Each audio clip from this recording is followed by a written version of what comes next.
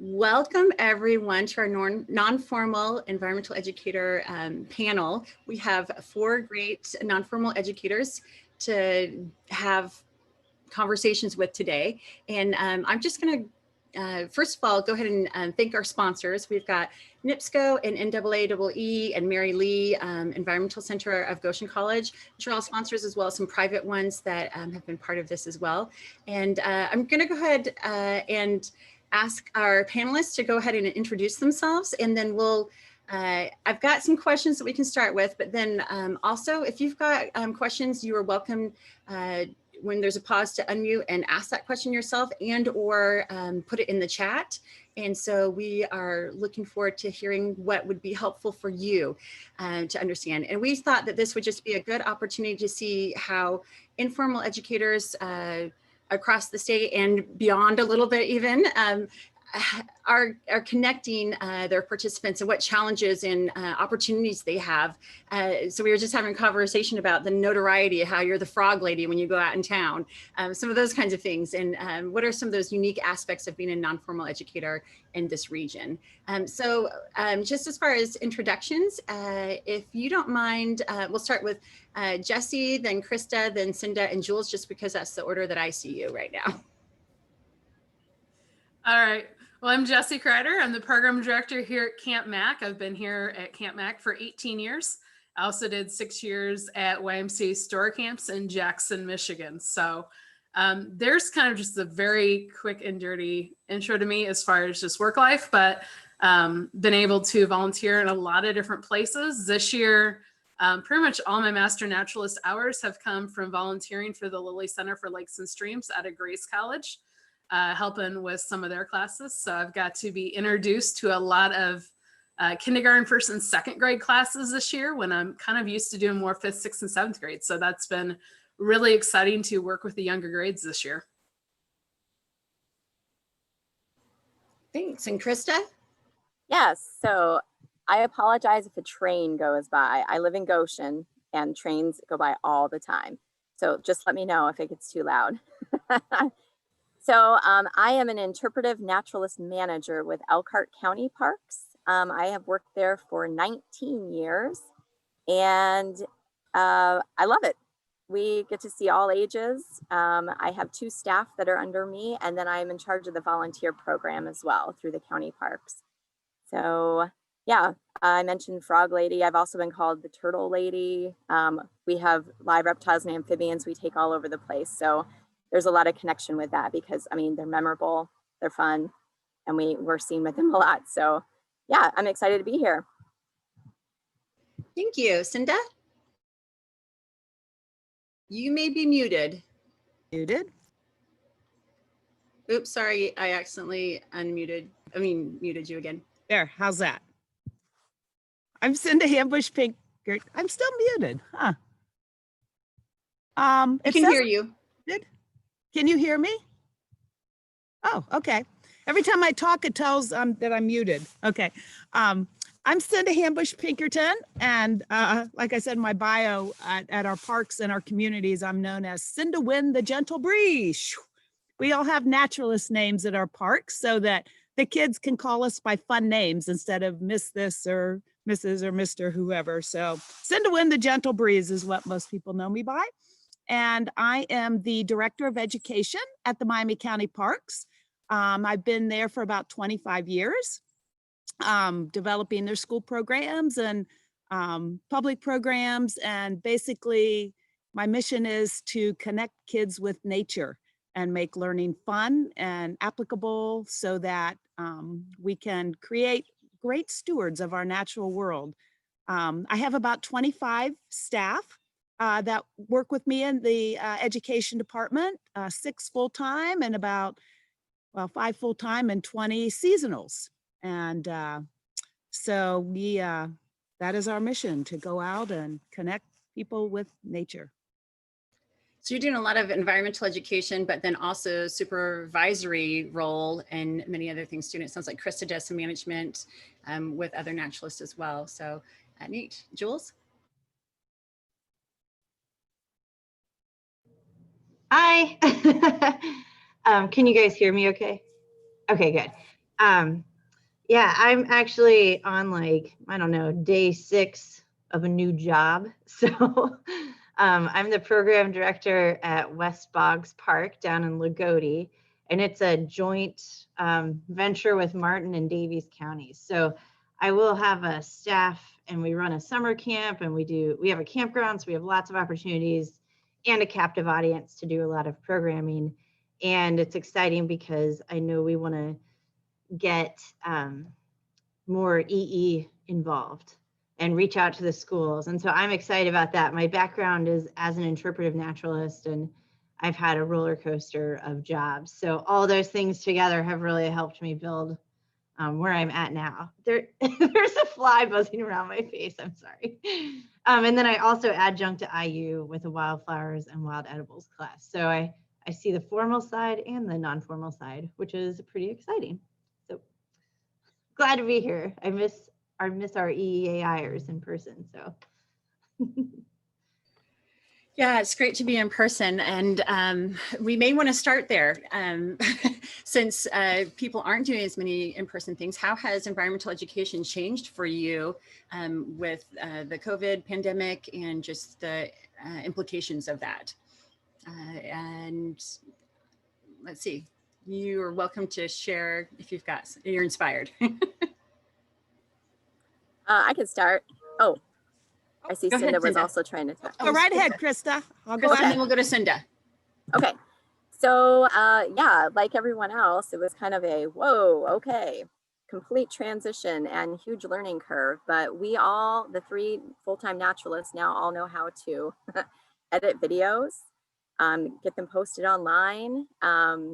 We have a YouTube channel now, which we never did before, and it has a lot of great content on there. And we've started doing virtual field trips. So we've done a couple, but we have more teachers now contacting us. So it's been a challenge, but it's been a good challenge.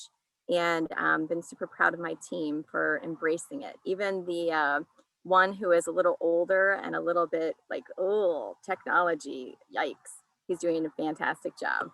But we've gotten some really good feedback, and it's been kind of fun. Yeah. We are also really lucky that we have a school that's right next to one of our parks. So they are actually still coming over in person. So we at least get that piece of that too.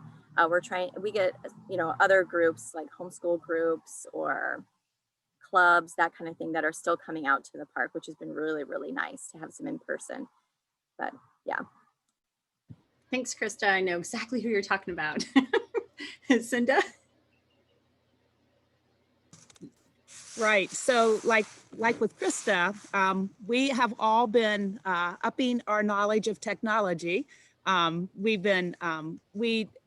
spring, we do a huge Hug the Earth program that incorporates music and art and outdoor exploration, and bring the Banana Slug String Band in. I don't know how many of you know the Banana Slug String Band, but yeah, I think they were actually at your conference a couple years ago, if I remember right, because I was there. But we work all year with kids with connecting their music with their science concepts and outdoor field trips. Well, of course, all that got canceled. And so like Krista said, we've gotten good with videos and connected the Slugs made videos. And then we created a program where we made up lesson plans that went with the science songs and then had outdoor components to try to get those kids outside, even though they weren't coming to the park. So we thought if we could give the teachers a background video, and then here's what you can do with what do animals need. And then we made up kits for every kid. So if we were doing weathering, erosion, deposition, and on the slug video, it showed them having a mountain of dirt, and we're gonna do erosion with water, and we're gonna use wind. So the kids get a kit, and in the bucket, they have dirt. They have water, they have spray bottles, they have whatever they need to go outside and do it. And we were real happy with that. We launched it at the end of September, and we're happy. We had about close to 500 students involved in it last month, and 30 some teachers. And so that, along with virtual field trips, like Krista was talking about, and that certainly was a technology learning curve to use the the cameras outside and connect with the kids in the classrooms, but they got to connect with the naturalists and you know, be on one-on-one with them. So, and we do have some homeschool groups still coming out, and we do socially distanced things. And basically our public programs and some of those things, you just can't do as many people because you schedule them and they can only come, you know, every 10 minutes a new family can come. But our park district was really, our director was really on board with, hey, you know what? You know, when it wouldn't necessarily be feasible to have one naturalist per family for a half hour, hey, we're going to do it because that's what the community needs. So that's kind of some of the things we were doing. Yeah, some great ideas. Jules, did you have any? I had an interesting situation where, because I was teaching college, which I realize is formal, but it's not a very formal class. The kids were sent home last semester, and some of them sent back to other countries. So it dashed all of my plans. And I had to figure out how to sort of reframe everything, which actually led me to like sort of a deeper experience for the kids. So I shouldn't call them kids. I can't help it. I keep doing that. Students. But they, since we were trying to learn wildflowers, wild edibles, and useful plants from their homes, it really helped me connect them with their local lands and resources, because they were forced to look at things like in the backyard as not a weed, you know. And I think one thing I did, we do a medicinal plant section and talked about why it was important to have all this knowledge and all this stuff. And then they had to search their houses for medicines with plants in them. And a lot of them were like, I never would have thought of this. And I'm like, I never would have thought of it either, but it was genius. So, so I think that especially right now, the pandemic has been causing me, at least in programs that I've been doing, to look at things a lot differently. And yeah, that technology curve. I made a lot of videos, edible plants videos, for stuff that they had outside in their backyards, as much as possible. So it was really interesting, and to see what the students brought back too, especially ones that were like back in Korea or other countries, and their different plants. And so we actually got a broader spectrum of learning almost out of it, which was unexpected. So it was cool to be faced with that challenge, even though the pandemic sucks. But like, I feel like we got something out of it that way, more creative programming. So that's a great example of just embracing the opportunities that are there. And it seems like people have had to do a quick pivot and change some things that they may have been kind of thinking about incorporating more, but the short timeline of COVID made us change really quickly. And with that, it's a little bit freeing, because it's okay to make mistakes, I think, and just embrace what we can there, instead of planning for years and years and years before we make this change, because we're just kind of thrown into it. Jesse, did you have any thoughts as well on that COVID thing? Yeah, it's been an interesting year. It's been a good year for learning. I've probably creeped on Jules' Facebook more than anything, just learning from her as she's been posting things about wild edibles. It's been awesome. But just even my outdoor education coordinator was doing a garden club this summer and coordinating that with a local church. So it was a community garden on the church's property that they went up there a couple times a week to work on it, mostly on Sundays, but also ended up dividing the group into like groups of 8. So they could sign up by families as to times where they attended versus doing large groups. And so there's just some minor adjustments made there. We don't have a large established OEE program here yet at camp, but we do have some groups that come. So we didn't have any of our public school groups that normally come this fall, but our local Christian schools still came. And then we have a lot of homeschoolers in this area. So our homeschoolers have stayed strong. Though homeschool is its own thing, they're kind of like COVID, what COVID? So just, you know, even making sure we're keeping our staff safe while they're here, you know, and just making sure our guests can kind of follow the rules, but, you know, we're not being jerks about it. So I remember this summer we opened up our camp to family camping, since we didn't have summer camps. And I remember one mom always, I'd hear her say crocodile. And I'm like, what? And she goes, that's a symbol for my kids to say 6 feet apart. And so instead of just the constant reminder of like staying 6 feet apart, she would just say like crocodile, guys. And so that was just a really good thing to hear, because it was something we could also use with our groups of either picking something, you know, native or whatnot, something to symbolize kind of like that 6 feet. So you're not kind of going COVID, COVID, COVID, COVID, because people are kind of like, kind of tired of that. But that just kind of general reminder that works towards that safety, but still have fun. So we've still done a lot of programs with homeschoolers here and continue doing that. So it's neat to see everyone doing kind of a mix of in-person and still finding those opportunities.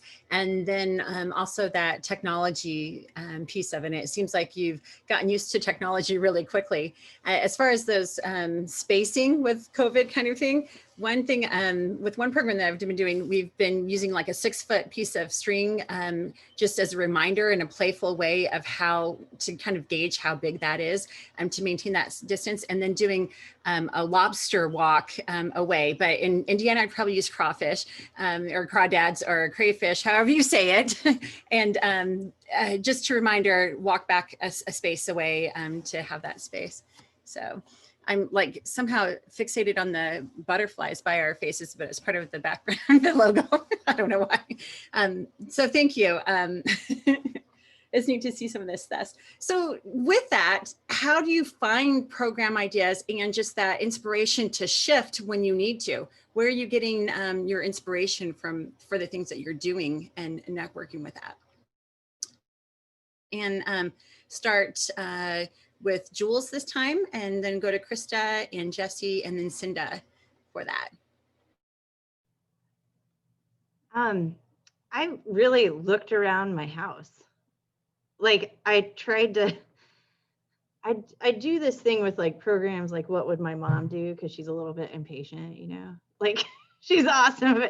So that's how I like plan, you know, moving people through areas. And then I thought, okay, what would I do? Like if I'm stuck in my house, which I am, and I needed to teach a concept. And so I really ended up digging through just, you know, the boxes of old EE stuff I have in the basement that I can't let go of, but are really outdated. And it kind of gave me some things to update. I ended up doing some lessons with my nephews and niece, actually, because they were stuck at home. And so they were like a trial run for some things that I shared with some families that did some homeschooling and stuff too. So it would kind of be like weather. We did a morning weather report and the kids had to put it on. So I wanted them to like think about the weather, how it affects the land, and then also practice technology skills and literacy, writing the report and presenting it. So I tried to look around and think like, what props could I have? What could I suggest to parents? Like, and so it was sort of just a really selfish way of looking at it almost. I was like, cool stuff in my house. What can I use? Go, you know, so, but it worked pretty well, you know, and it did make me think about access to resources quite a bit too. So, because not everyone has the technology. So that was it would have been my next step. How do I get this to people without Zoom, you know? Cool, I like that, thank you. And Krista? Yeah, so I don't know, sometimes inspiration just happens, boom, and you're like, oh, why didn't I think of this years ago? But we have a really good, within Elkhart County Parks, we have a really good interpretive team. So it includes some historical interpreters as well. And we do frequent meetings together where we're kind of compiling all of our ideas, all of our suggestions. And so we get some really creative ideas out of those planning sessions. But I would say just talking to people. People are always in the parks. They're always willing to tell you what they want to see, and just really listening and finding a way to have that meet the mission and how what's that going to look like. We also, if I've gone back to our master plans, you know, looking at some of that public input, there are a lot of great program ideas in there. Some are completely unrealistic, of course, but some you can take pieces of that and be like, oh, I can adapt it to this and make it work for, you know, for our site or this particular group we're trying to reach anyways. So I would say just kind of keeping my ears open. Also during COVID, I've had a lot more time to be out. And so connecting a lot of how I've been learning during COVID, kind of switching gears just a little bit, having more time to do that, it makes me remember that this is the same as everyone else. They're wanting to know these things as well and learning in the same way. And so trying to take how I've learned or how I've, you know, approached topics and turning it, flipping it to teaching people how to do that as well, or at least showing them a different way to do it. So it's been very rewarding this whole time, but yeah, I would say just listening and keeping my eyes and ears open. I like how you mentioned, you know, just thinking about yourself as a learner and how to share that with other people, and especially during this COVID time, and then also just those kind of cross curricular connections. And yeah, that's really powerful to not only be around environmental educators all the time, but rub shoulders with other people, because there could be some good sources of ideas there. So thank you. Jessie?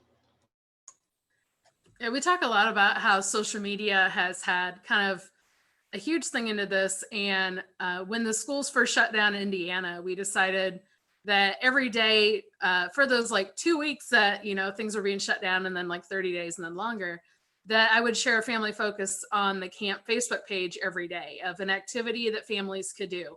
So it may have been devotional related, it may be nature related, it may be art.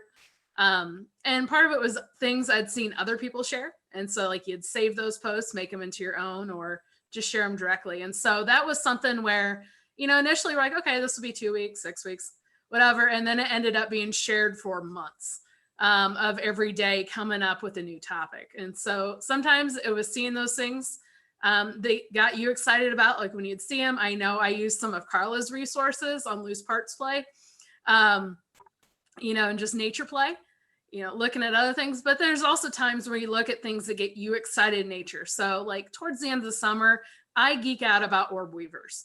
Like I love my big spiders. They're totally cool. Just things that I get excited about with my camera. I am definitely like a track skin scat person. So I'll be the one that hides things on the trail that kind of looks like scat, you know, and then you pick it up and eat it and they're like, what did you just do? But that's like just, you know, some of those areas that I geek out about and love. And so it's just sharing that passion with other people and finding ways to do it. And so I think Jules and Krista and others have talked about really well of like, what are the things that we have in our own houses that we can use to do some experiments or just go out and play on our own property. And so you kind of start looking at cups and bowls and, you know, knives and things a little bit differently than you did before. And all of a sudden you're like, ooh, I have the tools to do this. And so now I can share that with someone else. Neat. And I love following all of your natural adventures. And I want to go morel picking with you this next spring. So because you have the gift, you find them all the time, it seems like. And with you know, looking at ordinary things and different things, different ways, with one program that I've been working with, they've taken the not a stick and not a box kind of book idea and applied it to not a sheet, not a bowl, and just the creativity that can come from those ordinary things that we have in our spaces. And that kind of goes to many of the things that people have shared. Cinda? So Jessica, can I ask you a question first? Camp Mack, is that the one associated with Manchester College? Yes, we are. Manchester's affiliated with the Church of the Brethren, and ours, we represent the northern and south central districts of the Church of the Brethren. Well, I graduated from Manchester with environmental education. So I was there many moons ago when they first started working with Camp Mack. So I was assuming that was the same Camp Mack. So it just has a special place in my heart. Yes, and they have a great property with Koinonia too, so. Koinonia, yes. Koinonia is actually where we planted pine trees down the road, and yeah, that's been many years ago. So good to hear stories of those places. I piggyback on what everybody else has said. I get my inspiration from other people, seeing what other people are doing, hearing what they're doing, and then tweaking it to what kinds of thoughts that, you know, we might have in our own area. But yeah, basically stealing ideas from people is my specialty. Oh, that sounds great. Now let's try this. And what can we do to tweak that to what we need? One of the things that is kind of a different kind of twist, as you've been talking about, what kinds of things do we have at our own houses that we can use? And as we were putting together these lessons that even online students would have to go outside to complete as part of science. And then we also wrote language arts and math in there because the teachers told us last spring, they said, we've got to have language arts and math. You know, I mean, that's what they get tested on. So we focused on incorporating all that into the science.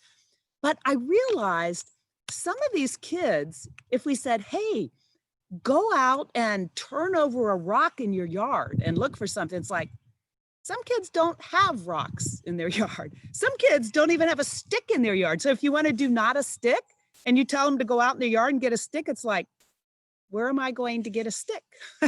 And it was an interesting realization that if we wanted some of the kids to do some things, even if it was with dirt and erosion, we had to give them the dirt. And then we had to give them plastic sheets so that maybe they live in an apartment and they couldn't leave a pile of dirt out there. So it was kind of an interesting realization. Yeah, we might have these things, but some things kids just don't even have access to. So if we want them to do something with a stick, we're going to put a stick in their kit along with their dirt and along with their water. But that's basically, you know, that inspiration is basically just like from all of you. Hearing what you're doing, what is somebody else doing? How can we put a twist on it? And what does our community in particular need? Speaking of not a stick, storybook trails are something our park has done a lot with. And taking those books that inspire kids after they read Not a Stick, they want to go out and find a stick. And they want to go out and make it into a trombone or, you know, whatever. And so making storybook trails so that families, we post them along the trail so families can independently go out and do these things. And then we have the activities listed at the end so they can play Not a Stick. So, you know, just putting a different twist on those stories that we might have done leading groups down the trail so that people could do it independently. That's a great point. And Shelby mentioned in the chat that, you know, we need to think about our participants and what they need. And it sounds like you all have done a great job with these kits for the things. I'm thinking through the logistics of getting everything to people where they need it in my mind. But I think that's a great thing that you've mentioned. And I love the story walk ideas. It seems like some of those, like I love the idea at first and they've kind of become kind of static, but those connected actions that people can take along the way with it, I think can be really powerful. And there is one, I think locally, that it's like 2 feet apart from each page. I'm like, that doesn't get us along the walk, but it also makes it more accessible to some people that may not be able to go further onto the trail or something like that too. So, I did want to mention too, I get a lot of inspiration from my kids. They have liked Minecraft at different times. I've got some teens and some younger kids. And so just like, what's the popular thing that people are doing right now? And as I hear them talk about Minecraft, I'm not an expert in it, but I'm like, oh, well, that sounds like this in nature and this in nature, you know? And so taking Minecraft, and I did a kind of little series this summer just with the neighborhood kids, but called it Minecraft in Real Life, you know, and have done a session several years ago when older kids were into it, and took at the Nature Center and took Minecraft and put it in, you know, had someone showing how to start fires and how to do this and the potion station and, you know, the rocks that are mentioned in it and such. So so Jesse's talking about that connection with birders and Pokemon Go and Pokemon. There's so much animal inspiration. My kid tells me all the time about, well, this Pokemon's like this animal and this adaptation and all those kinds of things. Oh, cool, Shelby. It's always good to hear these kinds of things. There have been a couple questions that came up in the chat, so I wanted to ask about some of these things.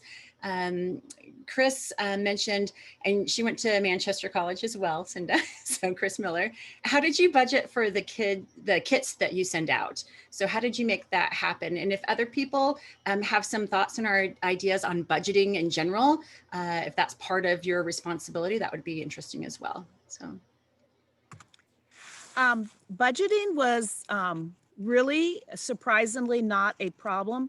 We have a huge education budget for our park district, which because spring, all of our school field trips were canceled and all of our programming was canceled, that money, and we also get large amounts of grants from local communities that support our Big Hug the Earth Festival.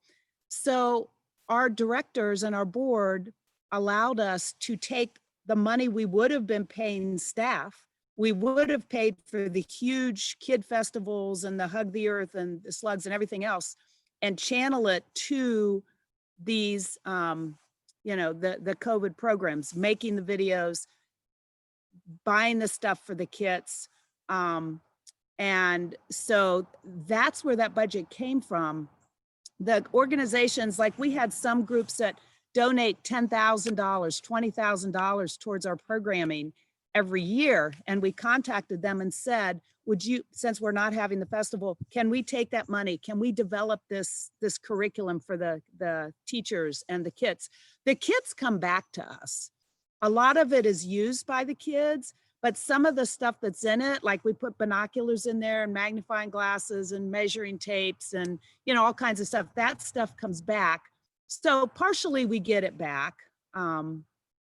That's where the budget comes from. And we're in the process of applying for some more grants after getting feedback from the teachers. Were so appreciative that we were providing the materials for the kids. So even the ones in the schools could go out on their classroom, on their playgrounds, take these kits, and every kid, because some of the teachers said, you know, we don't have time to sterilize our equipment in the classrooms. So if they wanted to have shovels, they couldn't share. So having individual kits, they could go out, they could use their own equipment and didn't have to worry about it. So we are, you know, appealing to the community again. You know, would you be willing to support, you know, more of these kit type things so that teachers can continue to get their kids out? The online kids, they pick the kits up from their home schools and then they take them home. Homeschool families the same, and they get to keep them for a month and then, you know, bring them back. So that's where the money came from, because we're not paying 20 staff to be out on the trail, you know, 6 hours a day.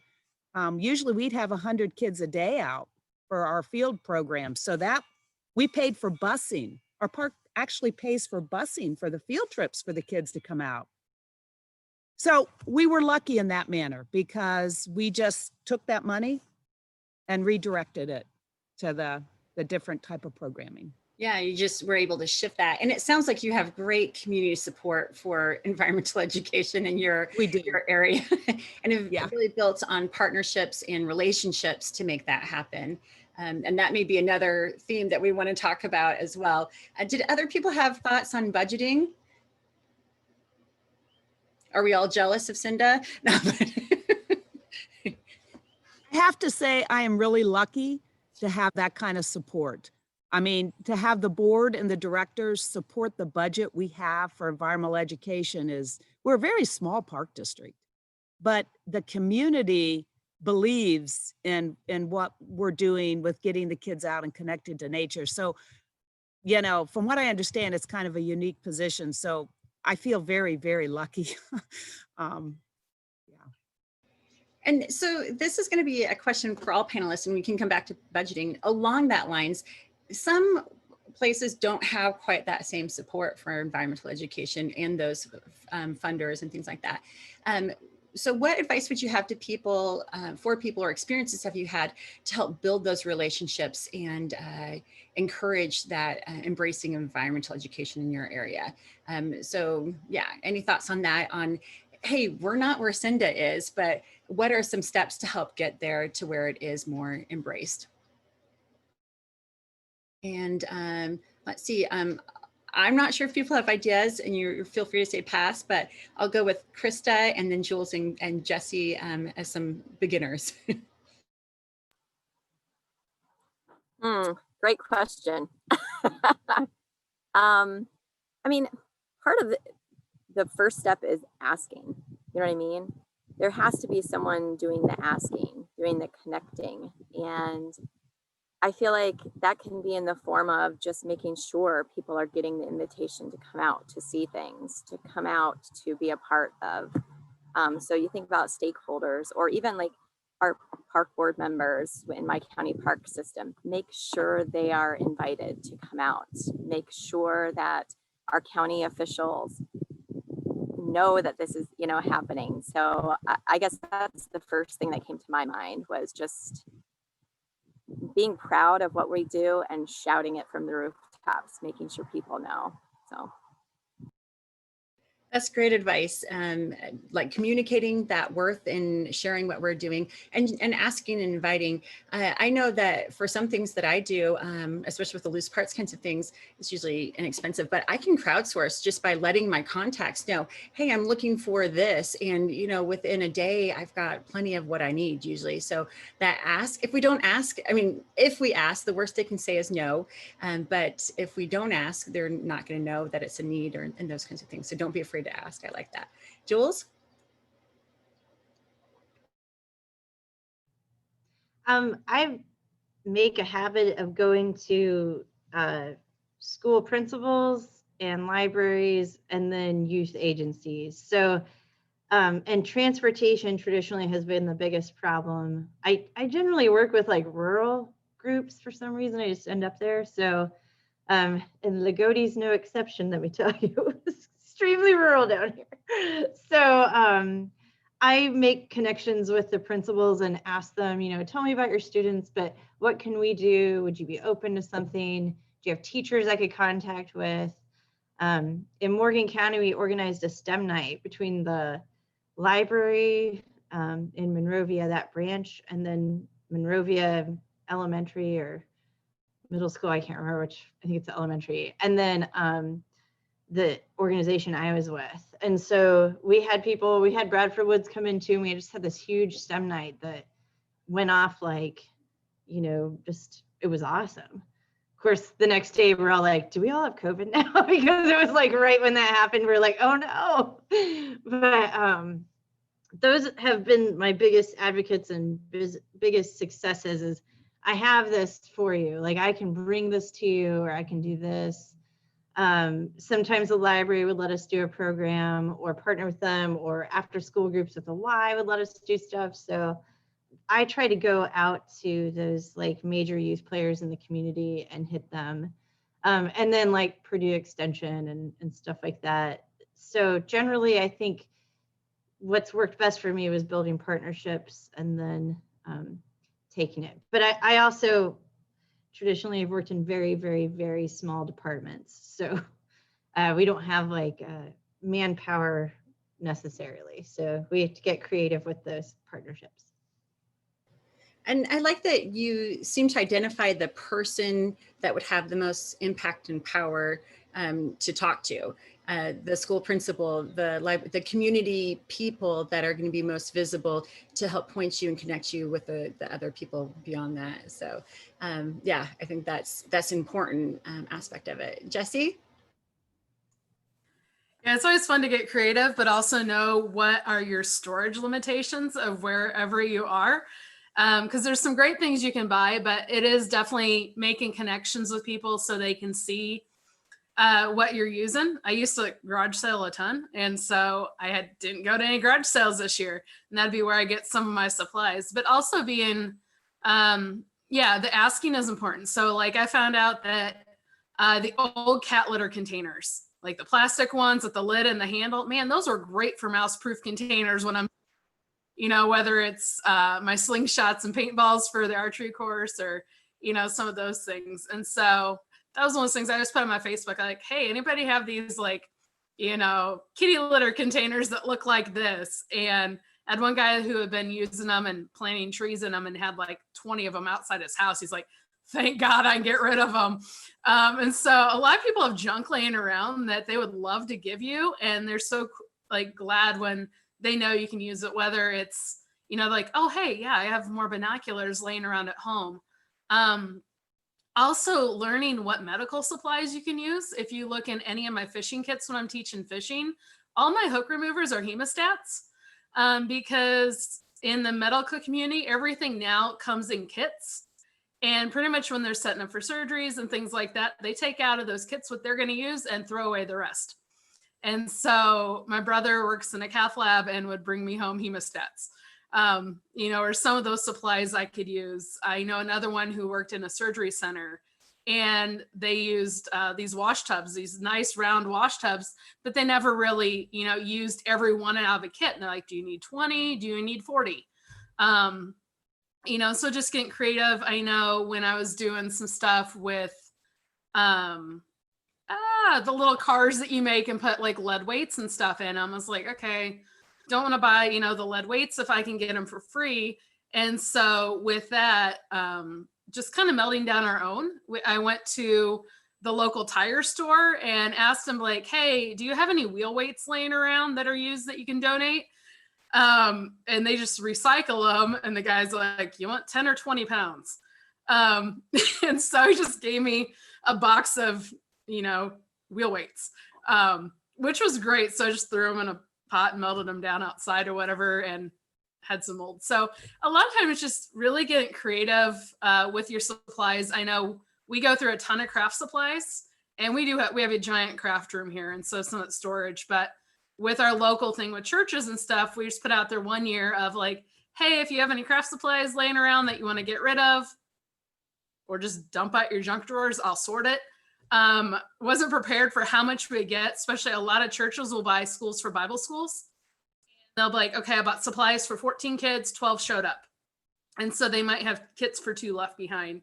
And so we sort that stuff out. So that's how we get a lot of it through is donation. People see you using the things. They're like, oh, yeah, this people are wearing mud boots, and they see them at garage sales or they have them laying around the house, and they'll ask you, hey, would you like these? So that's how we get a lot of our supplies without spending a lot. You sound very resourceful, and that you've got a lot of elbow grease to put into projects. That's cool. No budget this year, so. Oh no. So very resourceful. Did anyone have something they wanted to share about budgets beyond that? It's fine. Just wanted to add one more thing if I could. Yes, please. Even if, you know, I do realize at this point we are pretty lucky with our financial resources, but again, we did start from ground zero. And one advice I would give is take lots of photos of what you're doing. Take videos, capture the kids' excitement when they're in that creek, when they're in, you know, out there with your program. And that's what I found really sold our community is I did a lot of presentations to service clubs, and I was able to, you know, put together these little videos that captured the kids and their excitement for learning. So I might just throw that out, that photos and videos to really bring your community in, along with inviting them, like was said previously, was really important in building those connections for sponsorship. And those personalized thank yous as a follow-up with that, sharing the picture of the engagement with whatever those funds went to, it can be really powerful, I think. So, so it seems like all of you have a lot of experience in environmental education. What advice would you have to the younger you that was just starting out?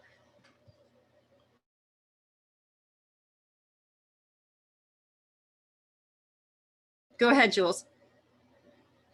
I was just talking about this with a coworker yesterday, that it takes you a little bit of time not to get annoyed at stuff. Like, you know, parents talking in the back, or there's just like some of the weird things that happen over and over.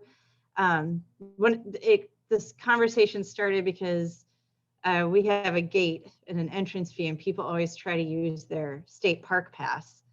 And just in the past like 5 years, I've come to this point where I'm like, because you're like, they don't know what parks or who's running the, you know, like it's just no one knows who's running what park. So I realized I don't care. Like, I don't need them to know. I just need them to come out and have a good time and like enjoy the resource. And so I think some of the things that when I was, you know, 21, 22, that I would be like, oh my gosh, it just like drives me crazy. I've realized they don't, like, they're not important, or I don't know. I think I've developed a broader spectrum of understanding the challenges of working with a diverse audience. And I think it's helped me a lot. So sometimes you have to reframe the narrative from like, you know, I wish people understood what park was run by counties and states and understood like how funding happened. And then I'm like, maybe that's not, I mean, that's not my mission at the parks at all. It's just information. You know, people don't need that information to have a good time on a trail. So I guess I've rethought a lot of things since I was younger. It's neat to see that growth in ourselves as individuals. And, you know, I kind of listened to what you said, and it's kind of like, don't sweat the small stuff with some of that. And yeah, so thank you. Other thoughts that people wanted to share? Krista?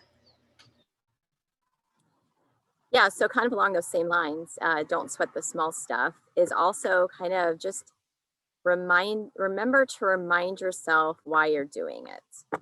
You know, why am I in this field? Because sometimes there's so many different aspects that can draw you away, take your energy. The politics of working in a government agency, just the conflict like in on the team, you know, I mean, there's so much that can distract. And so just to kind of remember why you started, what are those things that bring you joy, and kind of just remember to stay focused on that. And if you do find yourself the other, you know, find a team or support to help you refocus. That was so important for me in my journey as a naturalist. Thank you, Krista. It looks like you're enjoying your hammock too. That looks nice. I apologize if I'm making anybody feel seasick. I try not to rock it, but I can't help it. Do please rock away. I'd like to piggyback on Krista, yeah, because I think she mentioned the word joy. And, you know, as an administrator and having started out at our park district as the only educator and now having a staff of like 25, I realize how important it is for me to make sure I'm out there with the kids and I'm out there doing the programming. I'm not just administrator, because otherwise you lose it. And I think one of the most important things is to remember to believe in the power of being outdoors, and to remember the joy, and to really take time. Again, there's all these distractions that Jessica talked about and Krista talked about. And sometimes you just have to stop and you have to look in those kids' eyes or those adults' eyes, and you have to remember when you were a kid and the joy of that piece of grass and that little insect, and make sure your enthusiasm and your remembrance of just how incredible everything in this natural world is. And sometimes we're so busy trying to do all this stuff that we kind of lose that. And I think that's probably the most important thing, is to make sure you stay connected to the joy of the outdoors and believe in it, and be present for those that are with you on the journey. Thank you. That's so wise. Jessie, did you have anything else to share on this topic? Yeah, I have two things. Probably the thing that would have helped me the most starting out was just knowing how to dress for the weather. And I know that was a thread here, but just to be able to go out and enjoy all types of weather, because just how you experience nature. But my other one would just stay curious. You don't have to know it all at once. Take what you're passionate about. But just going out there, and when you see, you know, state parks or other places around you offering programs, even if they're for kids, if it's on a subject you know nothing about, show up. And just making the transition from college is interesting, going from like high school to college and going from common names to scientific names. It's like, yes, I know all my Latin. And then like, I got to teach a group of kids. It's like, uh-oh, I don't know what is the common name of that. And so like going back to those golden guides and reading children's books brought me just a lot of joy of like how to teach to kids. And then I go on marine biology trips and now I'm back to Latin names. So knowing that there's going to be that just balance in your life, and also just to get out and enjoy nature and things like that where it's not work. So just that be curious part. Like I remember the first time being on a trail and it was right behind my house and I just see this like little glimpse of orange out of the corner of my eye. And it's like, you have that decision. Do you walk on or do you stop? And that was one of those where I looked over to my side and there's a fox sitting there. And it led to me laying in a field of poison ivy. Didn't get it, thank God, for like 4 hours, just watching a fox den. Had my camera with me and there's some, and just that experience of getting to see how the foxes behind my house interacted. I didn't know the den was there, but it was that little glimpse of orange, and, it was also one of those things of like, as I'm watching them, I'm like, wait, there's more pups, and I look and it's almost like one of those photographer things where you see the fox looking through your camera. And I had the runt of the litter like 4 feet off to my left, just sitting there, and so it's just finding your quiet space in nature, finding around here, we talk about the green couch sometime, which is kind of just another saying of just talking about your sit spots. So finding those places that refresh you, but also just, you get to take it all in and just see the seasonal changes of what comes to that spot. Piggybacking off of that, what is your go-to way to refresh and connect to nature and stay curious about it individually? Because and taking that time for ourselves, I think, is important, especially when our work is outside with programming and such so much. Jules, are you ready?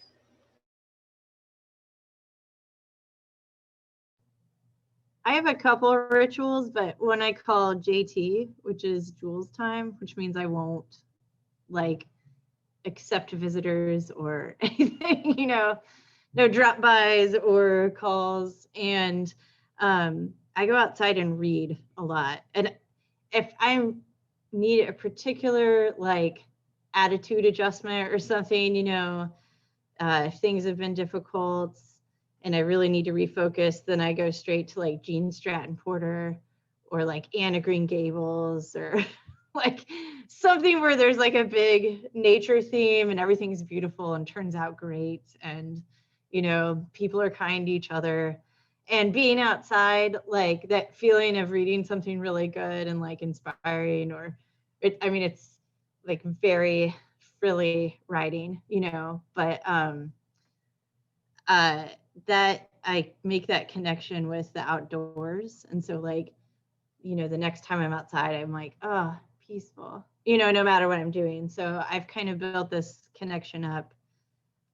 Honestly, sometimes there's beer involved too. It just depends on the night. But like, that's my refreshers, to be outside and read, or just go camping, anywhere, like nowhere specific, just to sleep outside and breathe air all night.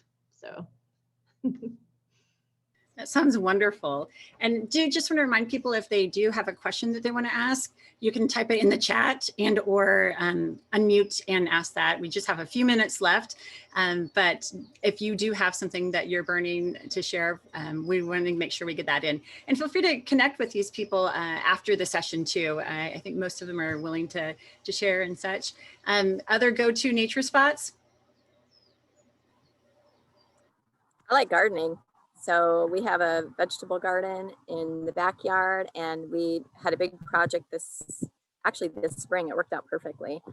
Took out these big, giant, ugly bushes out front that just blocked the view and put in a pollinator garden. So it's been really fun to dig in the dirt and watch what comes to visit. And yeah, so there were many times where I would hours be pulling weeds. I didn't even realize it was hours after work. So that's a nice way for me to kind of decompress. And I'm on my computer an awful lot. I feel like that, especially now, but so it's nice to breathe the fresh air, Jules. I understand that completely. Thanks, Cinda. This may sound a little odd because as we're talking about rejuvenating yourself, I've got a 6-year-old and a 4-year-old grandchildren. And I have to say, when I go into the grandchildren bubble and spend the day with them outside and just immerse in their perspective of nature and their excitement about it, it rejuvenates me to the max. And, you know, like you were saying, get away from the computer, get away from all this, but just to be out there and be a 4-year-old and a 6-year-old and view the world in that perspective, just that rejuvenates me and inspires me to want to provide the opportunities for those people or kids that don't have a chance to be out in the woods and to look at that. So I guess that's my happy spot, is my grandkids. That's cool. I often say that my hobbies are watching kids play in nature. It sounds a little creepy in some contexts, but it's different than that. And just one final question. You all have mentioned and talked about how you serve a diverse population and how you think of the experiences that people have that may be different than yours. How do you embrace diversity within environmental education, and what are you aware of as an educator in reaching diverse populations and being intentional perhaps with that as well? I think I'll go first on Go ahead, that. Jessie. Yeah, just a couple of the groups that we've served here at camp, just the blessing of what they can teach you. Realizing like during the summer when I'm working with Indiana deaf camps, that snorkeling on the lake, checking out some of our diverse areas of the lake with campers who are deaf is actually the easiest thing you'll ever do, because you can sign underwater. And so it's actually a blessing. Sometimes you're like, yes, I get to go snorkeling with my deaf campers, because communication is so much easier underwater. But also the education thing goes with it. I work with team building stuff with ladies from St. Mary's with their international leaders. And so I remember the first time I was in the woods with them, and they were terrified because we have all these pawpaw trees back there, which kind of gives it the jungle feeling. And so like we kind of had to stop for a minute. I was like, oh, I get it. I was like, we're gonna stop for a minute. Like, our snakes here are non-venomous if you see them, and our mosquitoes do not carry malaria. So like, here's some bug spray that'll make you more comfortable, but you're probably not gonna die by getting bit by a mosquito out here. So just knowing some of their triggers, you know, or just some of their cultural things helps you just appreciate working with them so much more. Thanks. Been snorkeling a lot more recently as I'm in Hawaii right now, and trying to communicate underwater is difficult. We need more signs. So thank you. Jules, did you have anything on that? I've always asked all the teachers before I bring a school group out what adaptations I might need to make or what special relationships are going on, like as much information I can get on a group. We had a group from like downtown Indy that came out to a camp once, and they were terrified of everything. It was the most fun night hike I've ever had, because you have to like readjust your boundaries too. Like the country kids, they're fine being strung out on a trail. And then the kids from downtown that don't spend a lot of time outdoors in a forest setting, they were on me like glue the whole time. And so we moved as an amoeba. And then I would say, so knowing as much as you can about the people before they come, but then also giving voice to scientists of color, or, you know, like getting a more diverse set of, I mean, if you're going to read a book, can you read not just the same old book written by a white author? So giving a voice to different populations and making an intentional effort for that. So Thank you. I try to make sure that there's at least a variety of skin tone colors in in books. And I have put together for IJECEE a list of books, that more diverse books within nature that we can use in as read alouds and different things like that. So thank you. Anybody else, Krista or Cinda?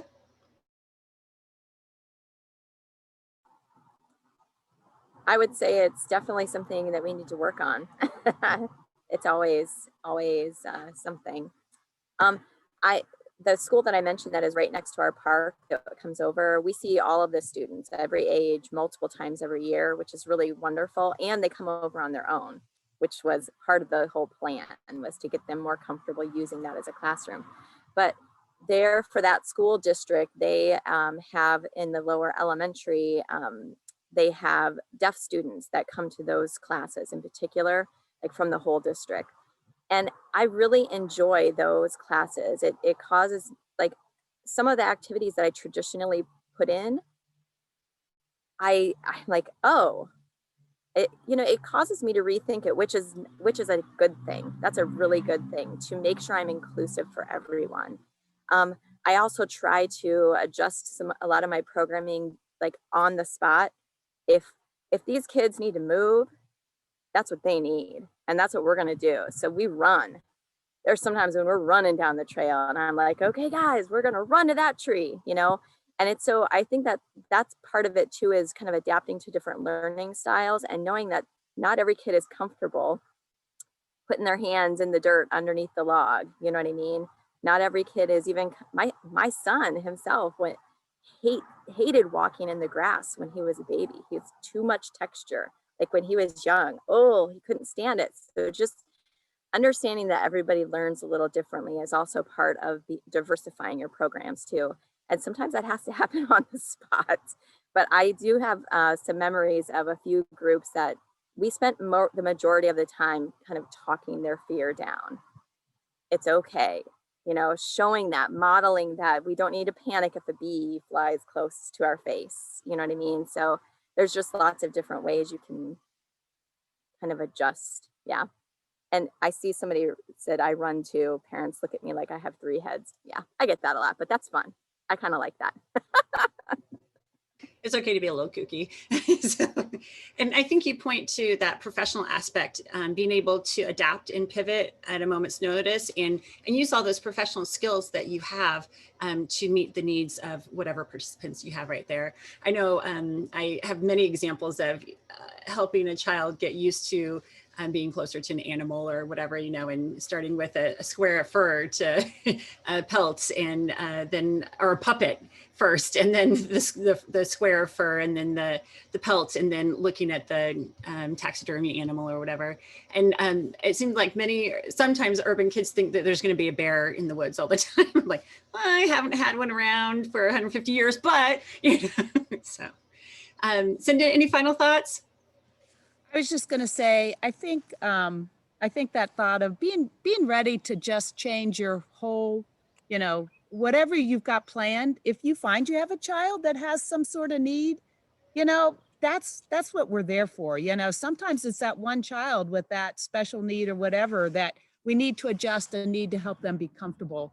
And if we know ahead of time, great. If they can't get down to the creek in their wheelchair, great. Be prepared to bring things up in a pan so that they can put their hands in and they can feel it.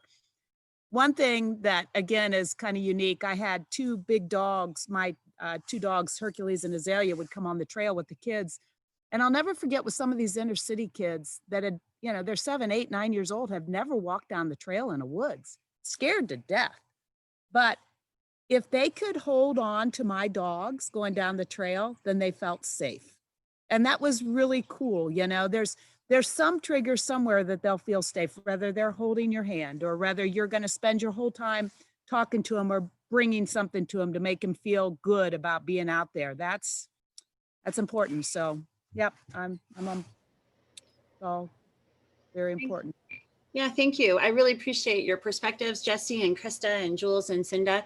You all give me a lot of hope for environmental education and modeling good best practices to happen with it. And I hope there's been a lot of chat in the chat room here. And I know that the people that we have online with us too are great at all of this as well. We could have picked any of you to be part of this because you're all wonderful examples of it. And I love that professionalism and camaraderie and just support that is given to one another as part of that. And mentioning that, Krista probably knows this, but I went from more formal education, teaching elementary school, college classes, into environmental education from doing the Master Naturalist program. So I had good education skills, but I didn't know all this stuff about environmental education.